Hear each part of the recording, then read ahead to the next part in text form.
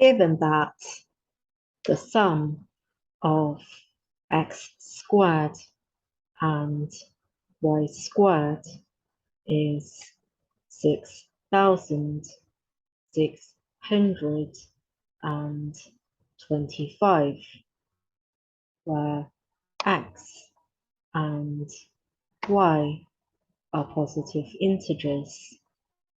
Find x and y.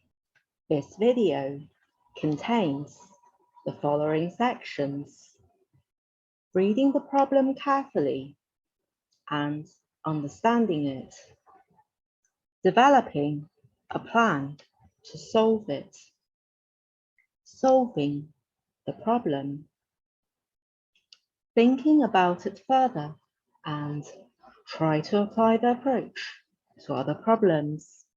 Near the end of the video, there's an additional question which can be solved using a similar approach to that used for solving the specific problem. If you find these helpful, please subscribe to the channel for notification of new videos by pressing the video watermark in the right-hand corner of the video player. 2. Positive integer variables satisfy an equation. Find the positive integers. In general, to find these positive integers, it's useful to narrow down the range of possible integers. For example, by checking the parity of the variables, especially for larger numbers. However, an effective method for solving this kind of problems may vary from problem to problem. For this problem, as 6,625 is congruent to 1 mod 3. So 1 of x and y must be a multiple of 3, and the other must not be a multiple of 3. By letting x equal 3m and y equal 3n plus minus 1, the original equation will be converted to a simpler one in m and n. Work out m, n, and substitute these back to work out x, y.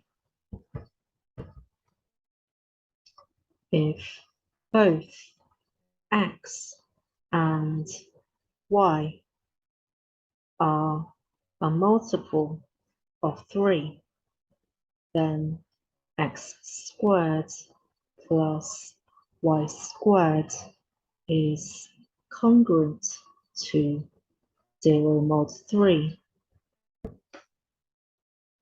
If both x and y are not a multiple of 3, then the sum of x squared and y squared is congruent to 2 mod 3, because 6,625 is congruent to 1 mod 3. So one of x and y must be a multiple of 3, and the other must not be a multiple of 3. Without loss of generality, suppose that x is a multiple of 3, y isn't a multiple of 3. Let x equal 3m, y equal 3n plus minus 1. M and n are positive integers. We have 9m squared plus 9n squared plus minus 6n plus 1 equals 6,625. 9n squared plus 9n squared plus minus 6n equals 6,624. By rearranging the equation, divide both sides of the equation by 9. We have m squared plus n squared plus minus 2/3 times n equals 736. Because m and n are positive integers, satisfying equation 1, so n must be a multiple of 3. Let n equal 3t, where t is a positive integer. Equation 1 can be written as m squared plus 90 squared plus minus 2t equals 736.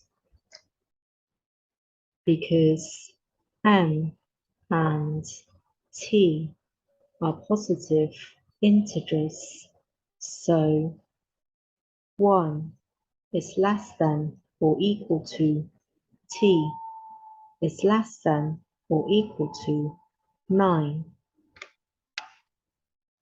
For t equals 1, equation 2 can be written as m squared plus 9 plus minus 2 equals 736.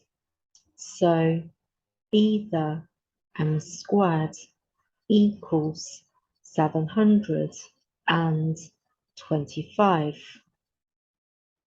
which is discarded as this is not a perfect square, or m squared equals 729.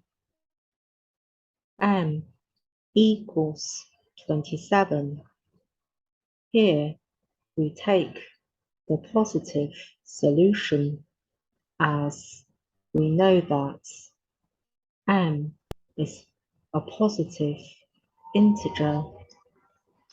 So x equals 3m equals 3 times 27, which is 81. Y equals 3n minus 1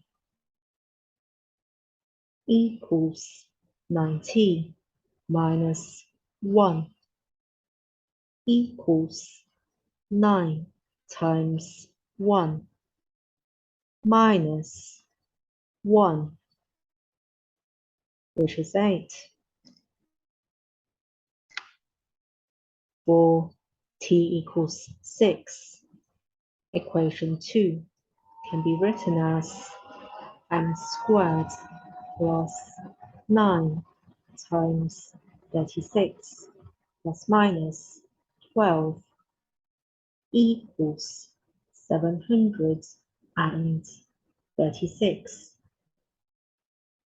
M squared equals 424, which is discarded as this is not a perfect square, or m squared equals 400, so m equals 20. Here we take the positive solution as m is known to be a positive integer. So x equals 3m equals 3 times 20, which is 60.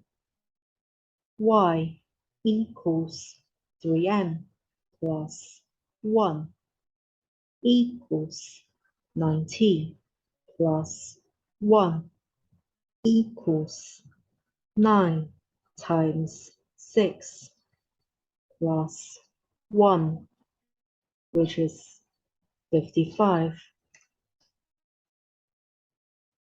For t equals 9, equation 2 can be written as m squared plus 9 times 81 plus minus 18 equals 736. M squared equals minus 11, which is discarded as clearly we can't take the square root of a negative number, or m squared equals 25, so m equals 5. Here we take the positive solution as we know m is a positive integer. So x equals 3m equals 3 times 5, which is 15. Y equals 3n minus 1 equals 90 minus 1 equals 9 times 9 minus 1, which is 80.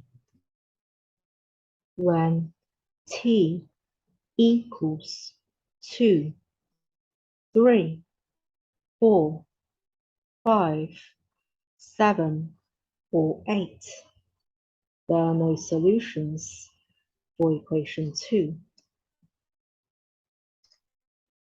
So, in summary, x, y equals 81, 8, 60, 55, 15, 80,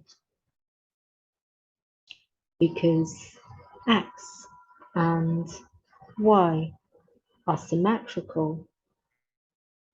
So x, y equals 8, 81, 55, 60, 80, 15 also satisfy the equation. Think about the thought process. for the previous question further and try to apply the approach to other problems, such as this one, given that the sum of u squared and v squared is 2000, where u and v are positive integers. Find u, v. You can write your answers in the comments section if you like.